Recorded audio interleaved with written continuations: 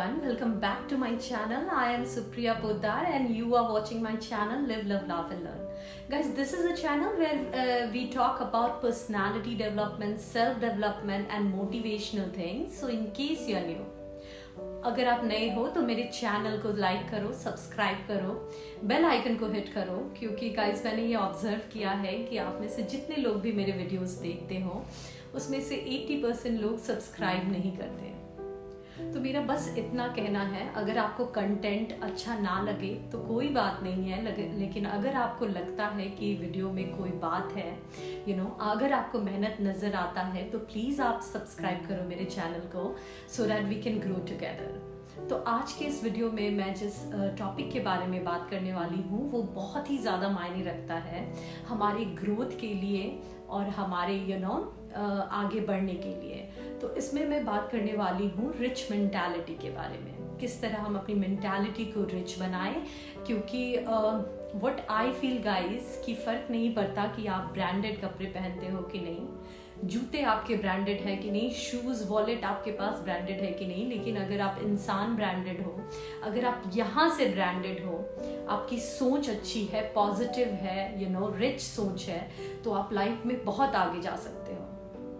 फिर आप कहीं से भी शुरुआत करो, आपको आगे बढ़ने से कोई नहीं रोक सकता। तो मैं इसमें ऐसे 5 पॉइंट्स के बारे में डिस्कस करूंगी।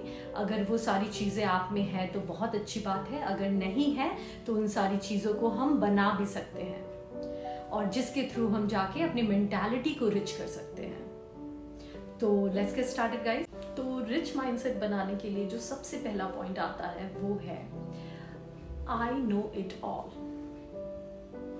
हम में से बहुत सारे लोग हैं जो ये इस तरह के थॉट्स रखते हैं, जो भी हमें पता होता है हमें लगता है कि हमें सब पता है। आप पॉलिटिक्स कह लो, गवर्नमेंट कह लो, स्पोर्ट्स कह लो या लोगों के बारे में, मुझे सब पता है और मैं ही सबसे ज़्यादा ज्ञानी हूँ इस दुनिया में। ये वाली थॉट अगर आपके अंदर है, अगर आप इस तरह से फुल ऑफ ओपिनियन हो लोगों के बारे में, सोसाइटी के बारे में, गवर्नमेंट के बारे में, तो ये एक अच्छी सोच नहीं होती है। आपकी जो भी ओपिनियन है अगर आप उस पर बिलीव करते हो तो अच्छी बात है, लेकिन दूसरों के भी ओपिनियन को हमें रिस्पेक्ट करना चाहिए, उसे सुनना चाहिए, समझना चाहिए और उसे भी उतनी ही वैल्यू देनी चाहिए।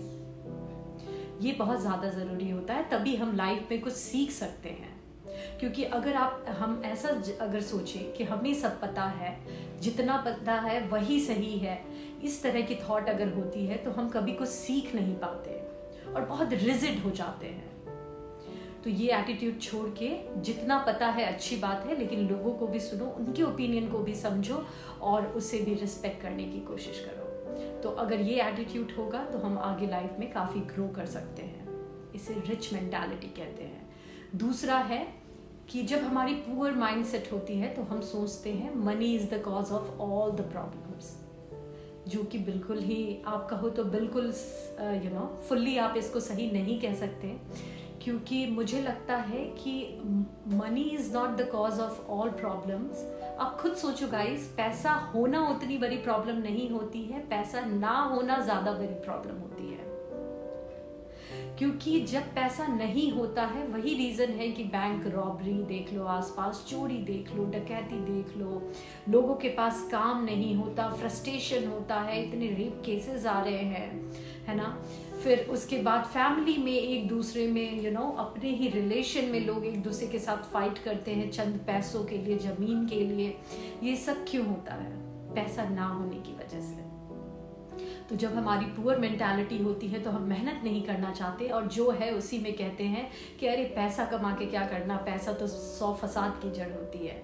लेकिन जब हमारी मेंटालिटी रिच होती है, माइंडसेट हमारा शार्प होता है, स्ट्रांग होता है, तो हम सोचते हैं कि लाइफ में ज़रूरतों को पूरा करने के लिए पैसा होना बहुत ज़रूरी है। सिर्फ पैसा ही होना पूरे सब कुछ नहीं है, मैं भी इससे अग्री करती हूँ, बट पैसा का होना भी बहुत ज़रूरी है। तीसरा पॉइंट है गाइस, ब्लेमिंग एटीट्यूड।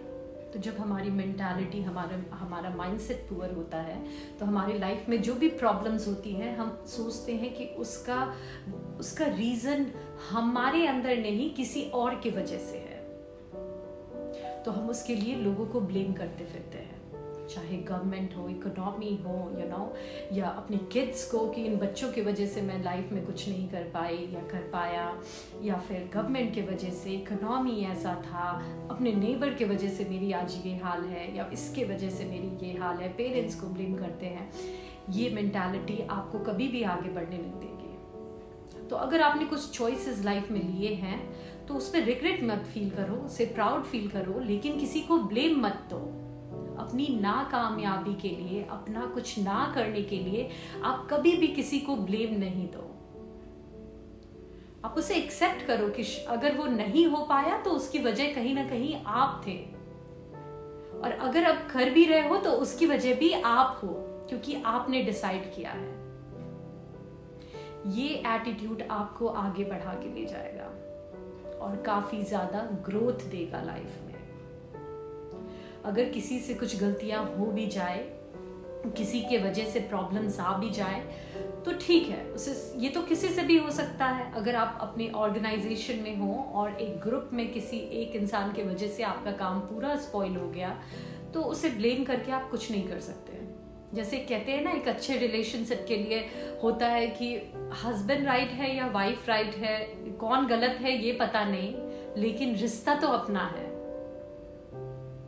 तो कोई भी गलत हो, हमें उस रिश्ते को ठीक करने पे अपना फोकस देना चाहिए। उसी तरह प्रॉब्लम्स किसी के वजह से हो, उसे ब्लेम करने की जगह उसे सॉल्व करने का एटीट्यूड हमें रहना चाहिए। फोर्थ वन है गाइस, कि जब हमारा एटीट्यूड लाइफ में पॉजिटिव होता है, करेक्ट डायरेक्शन में होता है, तो हमारी लॉटरी मेंटालिटी नहीं होती, एक्शन रिलेटेड मेंटालिटी होती है। तो अगर कितने बड़े भी गोल हो, उससे कोई प्रॉब्लम नहीं होती हमें। हम ये सोचते हैं कि I will make it happen, और उसके लिए काम भी करते हैं। वहीं जब हमारी पुअर मेंटालिटी होती है तो हमें लगता है कि कहीं से लॉटरी लग जाए या इधर उधर से कुछ चीज़ें अरेंज हो जाए और लाइफ सेटल डाउन हो जाए, क्योंकि हम काम करने से डरते हैं, हम मेहनत करने से डरते हैं, और कहीं ना कहीं ये सेल्फ डाउट भी होता है।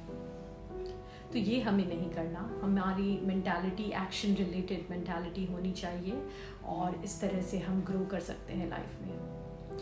फिफ्थ वन है कि हमारा एटीट्यूड चीज़ों को टालने का नहीं हो, क्योंकि हम में से बहुत सारे लोग हैं जो पूरा गोल बना लेते हैं, अच्छे से पता होता है लाइफ में ये करना है, बट जब चीज़ें करने की बात आती है तो हम उसे कहीं ना कहीं टाल देते हैं कि ठीक है, सब कुछ पता है, सारे गोल्स बना लिए, कल से मैं पढ़ूंगा, कल से ये काम स्टार्ट करूंगा, और ये कल होता ही चला जाता है और कभी ये कल नहीं आता। तो पोस्टपोन नहीं करना है, ये एटीट्यूड रखना है कि I will do it from now, और उस समय से स्टार्ट कर देना है। ये एटीट्यूड रहेगा तो आप आगे बढ़ोगे। ये सारे पॉइंट्स थे, और लास्ट में ये कहूँगी कि हमें हमेशा अपने आप को चीज़ों से सीखते रहना चाहिए, आसपास हर इंसान से सीखते रहना चाहिए, जो भी पॉजिटिव क्वालिटीज़ हैं, चाहे वो छोटा बच्चा हो या ओल्ड एज के लोग हो या हमारे एज के हो, किसी से भी सीखते रहना चाहिए। क्योंकि एक बुक भी आप देखोगे, एक सिलेबस भी एक टाइम के बाद रिवाइज होता है, इवन एक फ़ोन भी कुछ मंथ के बाद अपडेट मांगता है, और अगर हम खुद को अपडेट ना करें तो वही बात हो जाएगी। जैसे एक पानी होता है ना तालाब में या फिर नालियों में, वो जब रुक जाता है तो वो सड़ना स्टार्ट कर देता है, फिर उसमें से बदबू आने लगती है। वहीं जब वो पानी बहता रहता है, एक मोशन में रहता है, तो वो बहुत क्लीन होता है।